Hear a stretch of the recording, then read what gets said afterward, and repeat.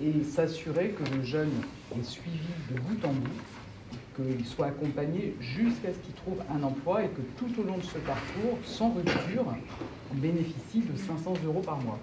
Qu'est-ce que ce contrat d'engagement jeune va changer pour les jeunes qu'on accompagne ici sur ces sites de l'économie sociale et solidaire? Alors, le contrat d'engagement jeune, il a vocation à aider tous les jeunes de moins de 26 ans qui sont durablement sans emploi ni formation. Notre objectif, c'est vraiment de permettre à chacun de trouver son chemin pour accéder à un emploi durable. Ce qu'on constate, et on a pu le voir aussi ce matin, c'est qu'il y a des jeunes qui ont plus de difficultés que ceux qui viennent habituellement dans les missions locales ou chez Pôle emploi et qui ont besoin vraiment d'être accompagnés sur tous les plans, le logement, la mobilité, parfois des problèmes de santé. On a déjà des expériences, des expérimentations qu'on avait lancées avec quelques associations, mais là on veut couvrir tout le territoire, on veut que sur tout le territoire, un jeune, même s'il est en grande difficulté, puisse bénéficier de cette version, on va dire, boostée du contrat d'engagement jeune. Donc on va lancer des appels à projets dans chaque région.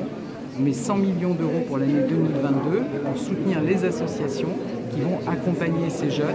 Notre objectif, c'est vraiment de se dire on ne laisse personne sur le bord de la route et tous les jeunes, même ceux qui sont en grande difficulté, doivent pouvoir être accompagnés pour accéder à un emploi durable qui leur plaît. Et en quoi les lieux comme celui-ci, les associations, les tiers-lieux, les structures de l'économie sociale et solidaire, selon vous, peuvent permettre d'être une marche vers l'emploi pour ces jeunes les plus en difficulté?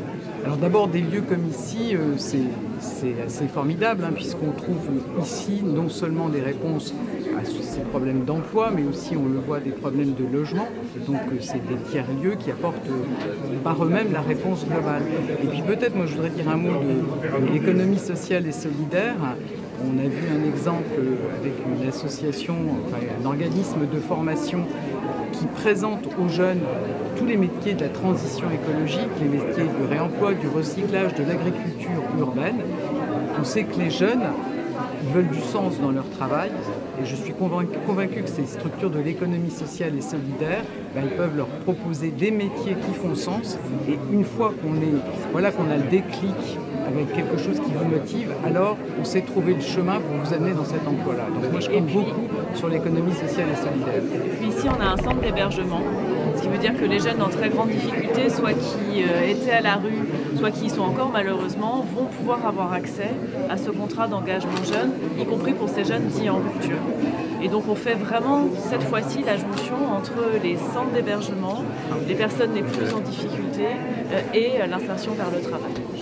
Non mais tout a été dit, mais on s'adresse à qui avec ce dispositif pour les jeunes en rupture? On s'adresse à des jeunes qu'on appelle les jeunes marginaux, des jeunes qui sont à la rue, parce qu'ils ont eu des accidents de la vie, parce qu'ils ont été à l'aide sociale à l'enfance, parce qu'ils n'ont pas pu mener leurs études au bout. Ce sont des jeunes qui, pas tous, mais pour un certain nombre d'entre eux, ont par ailleurs des parcours qui font qu'ils ont des troubles psychologiques associés, voire des addictions. On en connaît. Ce sont des jeunes qui sont invisibles dans la cité et pourtant qu'on voit et qui n'ont pas de projet. Et jusqu'ici, toutes les solutions qu'on propose dans le droit commun, en leur disant venez à la mission locale, venez à Pôle emploi, on a des choses pour vous, en fait ils sont trop éloignés pour y aller spontanément. Et donc là on met en place un dispositif d'aller vers, on va chercher ces jeunes, souvent dans la rue d'ailleurs, et on leur dit on a pour vous une solution intégrée, vous n'allez pas continuer à dormir dans la rue, donc on va vous proposer un hébergement, on va vous proposer une formation ou un travail, et surtout on va traiter aussi on va traiter les problèmes psychologiques que vous pouvez avoir. Donc côté ministère Santé et Solidarité, dans le cadre du plan pauvreté, de la stratégie pauvreté, on met plusieurs millions d'euros pour mettre en place un suivi psychologique, le traitement des addictions. On intègre non seulement la question de l'hébergement, la question de l'emploi, du stage de la formation, mais la question sanitaire aussi. Vous savez, moi j'ai rencontré des gens qui travaillent en Pôle emploi ou qui travaillent en mission locale et qui disent, vous savez, des fois on a des jeunes qui arrivent, on a des trucs à leur proposer, mais ils ne peuvent pas se lever le matin, ils ne peuvent pas accepter la formation parce que par ailleurs ils ont un problème d'addiction, ils vont fumer, etc. Et on n'a pas de repère parce qu'on ne sait pas où les orienter. Et si on leur dit allez consulter un médecin ou prenez rendez-vous, ils ne vont pas le faire. Donc déjà on a aussi une offre sanitaire qui est intégrée au reste, en plus de toute l'offre qu'il y avait jusqu'à présent. Et cette démarche d'aller vers aussi, vous avez raison, ça existe dans des collectivités. Moi qui étais député de Grenoble, il y a des associations à Grenoble qui vont chercher les jeunes à la rue et qui leur proposent de venir s'intégrer. Là on est en train de mettre en place un dispositif national avec énormément de subventions, énormément de budget. Pourquoi? Parce que ce sont des jeunes qu'on ne peut pas laisser tomber. qu'on ne peut pas laisser sur le bas du chemin. C'est 200 000 jeunes dans notre pays quand même, qui sont entre 16 et 25 ans et qui ont besoin qu'on aille les chercher et les accompagner.